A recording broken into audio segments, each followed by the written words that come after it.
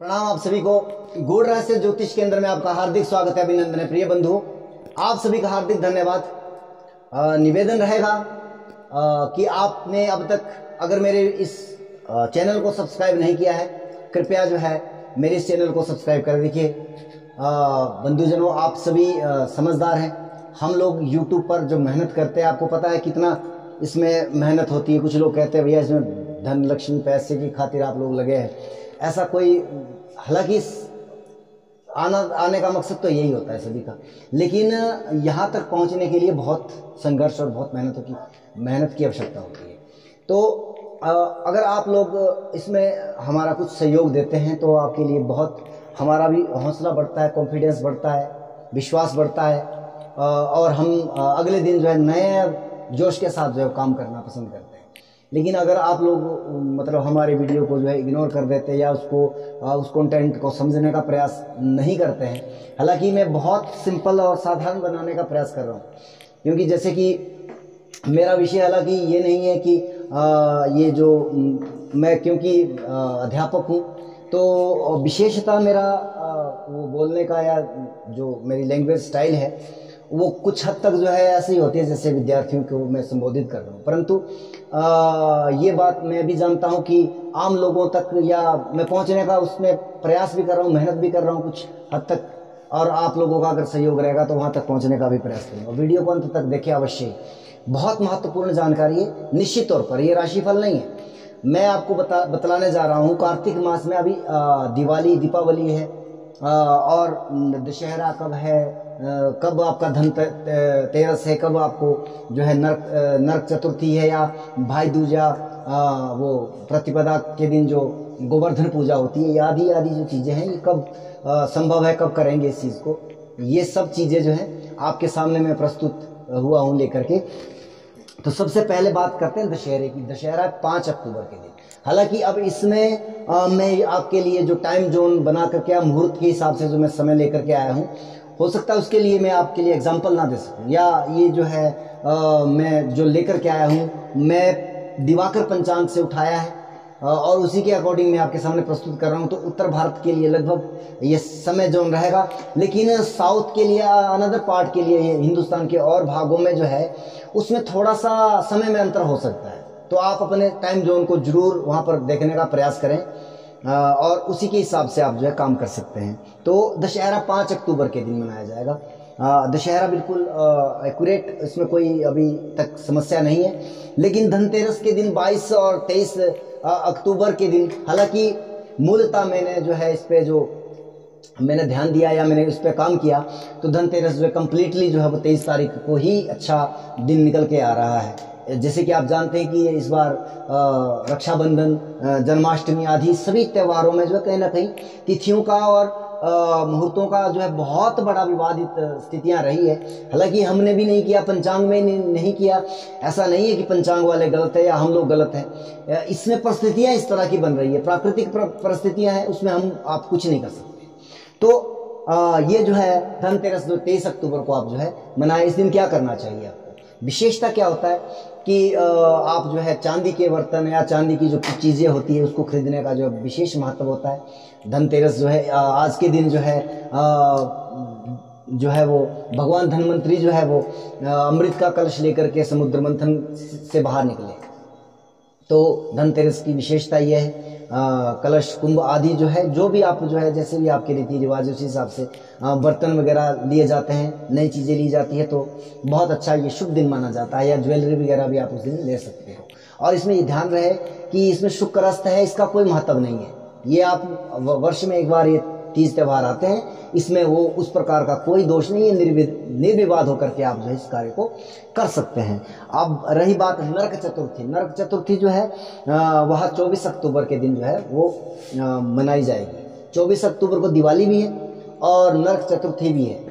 तो हालांकि नरक चतुर्थी के दिन विशेष क्या उपाय किया जाता है, इस दिन जो है वो यमराज को प्रसन्न करने के लिए, या कहते हैं कि मृत्यु को जो जैसे अकाल मृत्यु वगैरह के लिए जो है इस दिन जो विशेष उपाय वगैरह किए जाते हैं, मैं आपको एक रेमेडी यहाँ पर देना चाहता हूँ कि उस दिन क्या करना चाहिए कि चमुखा जो है वो आटे का दीपक बना लीजिए, किसी चीज़ का जिसका भी आप बना सकते हैं। कई बार जो है वो गरी गुट का या वो आलू का भी काट करके बनाया जाता है, तो चमुखा बना लीजिए, उसमें कोई वो नहीं है। जो भी जिस चीज़ का भी आप, अगर मिट्टी का मिलता है तो बहुत ही शानदार है। मिट्टी का दीपक बनाए, चार मुख जो है उसके रखें और वह जो है दहलीज पर जो उसको प्रज्वलित करें। तो यह समय हालांकि दिन का है, तो 24 तारीख को ये दिन में ही आपको ये उपाय करना है। अब इसके बाद जो है दीपावली जो है वो अभी 24 अक्टूबर को है। सायकालीन समय में अमावस्या जो है 5:28 पर जो प्रारंभ हो रही है। तो यहाँ पर जो है शास्त्रों के प्रमाण के मुताबिक या ये जो है मध्य रात्रि भी अपनी मानी जाती है। तो इस दिन जो है वो चंद्र उदय से पहले जो है वो यहाँ पर वो जो है अमावस्या लग रही है, इसलिए 24 तारीख को जो है दीपावली का जो पर्व मनाया जा रहा है। यहाँ पर निश्चित काल जो है वो वृषभ लगन यानी कि लक्ष्मी पूजन, आप ये शायद मैं क्षमा चाहूँगा, आप शायद नहीं समझ पाएंगे कि लक्ष्मी पूजन कब करें। इसमें देखिए लक्ष्मी जो है वो अचला है, वो एक जगह स्थिर नहीं रहती। इसके लिए लक्ष्मी पूजन के लिए विशेषता में जो वो कहना चाहूँगा कि इसमें जो है स्थिर लगन का ही उपयोग करना चाहिए, और लगन के साथ साथ जो है आपका जो चौघड़िया है वह भी अच्छा होना चाहिए। तो यहाँ पर जो सबसे बढ़िया, जो सबसे बेस्ट जो समय आया है, हालांकि मात्र जो है ये 15 से 20 मिनट का समय है। आपको वहाँ पर क्या करना है कि पूजा पाठ जो है प्रारंभ करना है, वो चले जब तक उसमें कोई वो नहीं है, लेकिन आपको प्रारंभ करना है। दीप प्रज्वलित, दीपदान आदि जो है वो उसका समय रहेगा।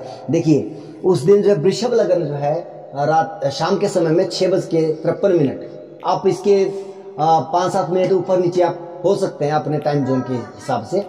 तो वृषभ लगन 2 नंबर का लगन जो है ये स्थिर लगन है, और ये जो है 8:48 तक रहेगा। लेकिन यहाँ पर जो है समस्या क्या है कि चौघड़िया सही नहीं आ रहा।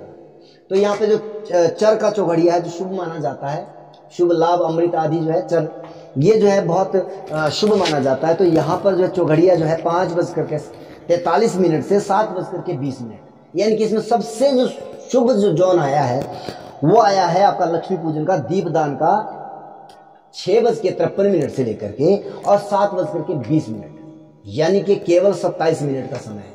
यहाँ पर आपको जो है जो दान करते हैं लोग, दान भी करें, ब्राह्मणों को जो है दान आदि का भी महत्व है। दीप दान किया जाता है, अन्नदान किया जाता है, और लक्ष्मी पूजन में जैसे कुबेर का पूजन होता है, लक्ष्मी का पूजन होता है, और यहाँ पर जैसे तुला का पूजन भी किया जाता है, वही खाते का भी पूजन किया जाता है, तिजोरी का पूजन भी होता है। तो आप यहाँ पर केवल दीप प्रज्वलित करें, सामग्री वगैरह पहले से ही वो तैयार रखें, और यहाँ पर आपको सिर्फ जो है वो शुभारंभ करना है। मैं कहूँगा कि अगर ऑल ओवर इंडिया के पूरे भारतवर्ष की मैं अगर बात कहूँ तो यहाँ पर 7:10 पर आपने वो दीप प्रज्वलित कर देना है। आपको यहाँ पे टाइम जोन का संशय नहीं रहेगा कि हमारे यहाँ पे क्या टाइम होगा, इससे ऊपर नीचे नहीं हो सकता। मैंने 17 मिनट पीछे के काट दिए, 10 मिनट आगे के, तो यहाँ पर आपको एग्जैक्ट टाइम पकड़ना है आपको। तो लगभग 7:05 से और 15 मिनट के बीच में आप जो है दीप प्रज्वलित कर दें, पूजा प्रारंभ कर दें। फिर ये जब तक आप करना चाहें तब तक आप जो है इसको कर सकते हैं। ऐसा नहीं है कि अब मुहूर्त निकल गया तो, लेकिन पूजा आपने यहाँ पे करनी है। और दूसरा जो महानिशित काल यानी कि जो सबसे बढ़िया जो समय रहेगा वो रात्रि का जो है आपको, जैसे कि कर्क लगन है, कर्क लगन भी इसमें अच्छा, हालांकि चर लगन है। लक्ष्मी पूजन तो मैंने आपको बता दिया कि अगर यहाँ पे कर सकते तो बहुत ही बढ़िया, अगर नहीं कर पाए तो भैया फिर चर लगन आपका कर्क लगन है। तो यहाँ पर बाकी और कोई विशेष यहाँ पे शुभ मुहूर्त यहाँ पे नहीं निकल रहा है। अभी आगे चलते हैं तब आप समझ जाएंगे कि मैं क्यों कह रहा हूँ। तो कर्क लगन आपका जो है रात्रि के 10:55 से शुरू हो रहा है और 1:31 तक जो है रात्रि तक ये रहने वाला है। और इसमें जो है चौघड़िया जो है लाभ का चौघड़िया ये है आपका 10:35 से 12:12। तो अब इसमें सबसे शुभ जो टाइम जोन निकल के आया है, आप इसको रिपीट कर करके भी वीडियो को देख सकते हैं, बार बार इसको रिपीट करके देख लीजिएगा। अगर आप कहीं भूल जाते हैं तो अब आप टाइम नोट कर लीजिएगा। ये सबसे शुभ समय रहेगा 10:55 के बाद, मैं कहता हूँ 11 बजे ले लीजिए। कहीं पे भी आप रहते हो 5 मिनट का ऊपर नीचे का आप उसको कवर कर लीजिएगा। 11 बजे से लेकर के और 12 बजे के मध्य में आप इसको पूजन को करिए। और यहाँ पर जो है विशेषता, कुछ लोग यहाँ पर जो है जैसे सिद्धि आदि करते हैं या तंत्र क्रिया भी करते हैं।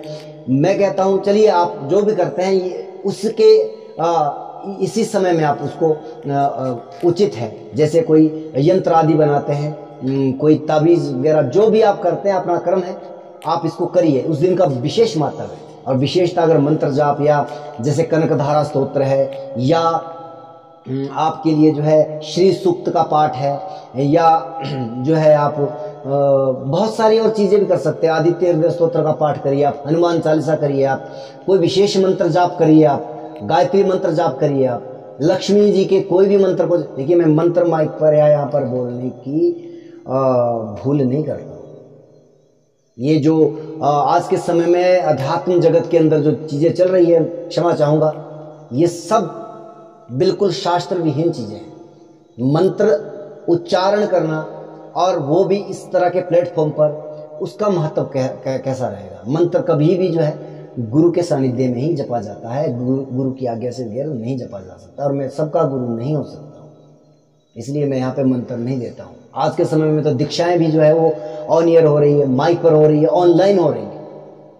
तो माफ़ी चाहूँगा ऐसे विद्वान जनों को और ऐसे संतों को, मेरा शत शत प्रणाम है जो ऐसा कर रहे हैं। लेकिन ये शास्त्र विरुद्ध तो है ही, लेकिन सनातन धर्म की जो है वो कहीं ना कहीं हमारी जो जड़ें जो है खोखली की जा रही है।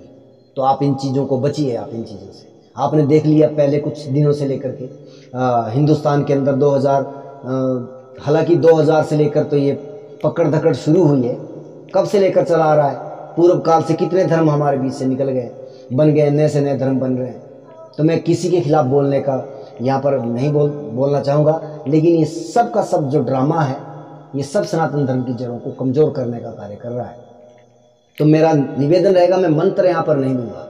आप अपने गुरु से, गुरु की आज्ञा से मंत्र जाप करिएगा, निश्चित तौर पर आपको लाभ प्राप्ति होगी। लक्ष्मी मंत्र जाप कर लीजिएगा। यहाँ पर स्तोत्र की मैंने बात की है, आदित्य हृदय स्तोत्र का पाठ करिएगा, हनुमान चालीसा करिएगा, ये सब कर सकते हैं।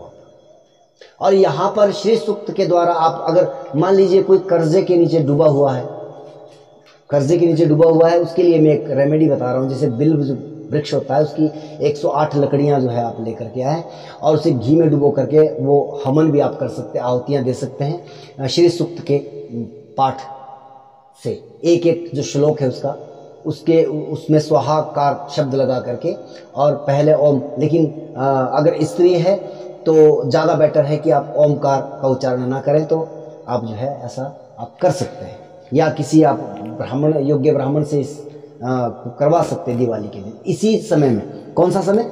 11 बजे से 12 बजे के मध्य। और अच्छा, विशेषता हमारे, हालांकि शायद हो सकता है मैं इतनी संस्कृति से वाकिफ तो नहीं हूँ, लेकिन हमारे हिमाचल प्रदेश जहाँ से मैं बिलोंग करता हूँ, यहाँ पर हमारे सिरमौर या जो हमारा डिस्ट्रिक्ट है, सोलन है, शिमला है, वहाँ पर विशेषता एक महत्व होता है जिसको बोलते हैं जरा या अग्नि प्रज्वलित की जाती है। उसमें क्या होता है, अपने रीति रिवाज अगर आपके वहाँ पे भी है तो आपके लिए वो टाइम जोन भी मैं आपके सामने प्रस्तुत करने जा रहा हूँ। तो जरा जो है वो लगभग सुबह 25 तारीख को सुबह जो है 4:15 बजे, यानी कि 4:15 के बाद जो है वो प्रज्वलित किया जाएगा। इसके पीछे का एक बहुत बड़ा महत्व है कि जब तक चंद्रमा का कुछ भी अंश बचा होता है, जीवित जिसको बोलते हैं, या पूरी तरह से अस्त या शून्य पॉइंट पर नहीं आया है, तब तक जो है वो उसमें आग दहा नहीं किया जाता है। तो इसके पीछे हमारे जो अपने लोक परंपराएं हैं उसको उसके मुताबिक, हालांकि अब पता नहीं क्या क्या इसमें किया जाए, लेकिन ये 4:15 बजे से पहले आप मत करिए, इसमें दोष माना जाता है। इसमें क्या किया जाता है, जैसे कि कई जगह जो है वो इस प्रकार का रीति रिवाज है कि जो घर का कूड़ा करकट होता है वो जा करके, या जो कबाड़ वगैरह कहीं पे भी होता है, या आसपास में जो गली गांव के देहात में खास करके ये परंपराएं हैं, तो वो जो है वहाँ पर जलाया जाता है। या लकड़ी का जो बहुत बड़ा जो है वो बनाया जाता है और उसमें जो है वो सभी लोग जो है वो हमारे यहाँ पर जो उसको जरा बोलते हैं, और एक विशेष जो घास का बनाया जाता है, इसको जो है हुशु कहते हैं, हुशु परंपरा। तो वो खास करके हमारे हिमाचल प्रदेश में वो घुमाया जाता है। तो उसके लिए जो समय रहेगा वो 25 तारीख की सुबह, यानी कि 12 बजे के बाद तारीख बदल जाती है, तो इसलिए मैं 25 बोल रहा हूँ। तो 4:15 बजे सुबह का वो टाइम जोन रहेगा। अब इसके बाद आ जाती है बात, यहाँ पर ग्रहण काल भी है अगले दिन। खैर उसके लिए मेरा अलग वीडियो रहेगा। उसके लिए आपको मेरे इस YouTube चैनल को सब्सक्राइब करना है, बेल आइकन को ऑल पर क्लिक करना है, ताकि वह वीडियो भी आपको प्राप्त हो जाए। अगले दिन जो है 25 तारीख को ही जो है वो जो है ग्रहण भी है, सूर्य ग्रहण है, और ये पूरे हिंदुस्तान में दिखाई भी दे रहा है। और इसके बाद जो है भाई दूज और गोवर्धन पूजा, ये भी 26 तारीख को दोनों के दोनों पर्व जो है एक ही दिन मनाए जा रहे हैं। तो ये मेरा विशेष एक वीडियो था। आप सभी लोगों से निवेदन रहेगा कि इसे अधिक से अधिक शेयर करें, क्योंकि देखिए ये राशिफल नहीं है या कोई ऐसा विशेष नहीं है, आम लोगों की पहुंच के लिए, या हो सकता है उनके लिए उनको पता ना हो, तो आप उनके लिए जो एक विशेष जो है वो महत्व रखते हैं। आप इसको शेयर करिए, उन तक पहुंचाइएगा। जय सिया राम, जय सीताराम। वीडियो को अंत तक देखने के लिए हार्दिक धन्यवाद।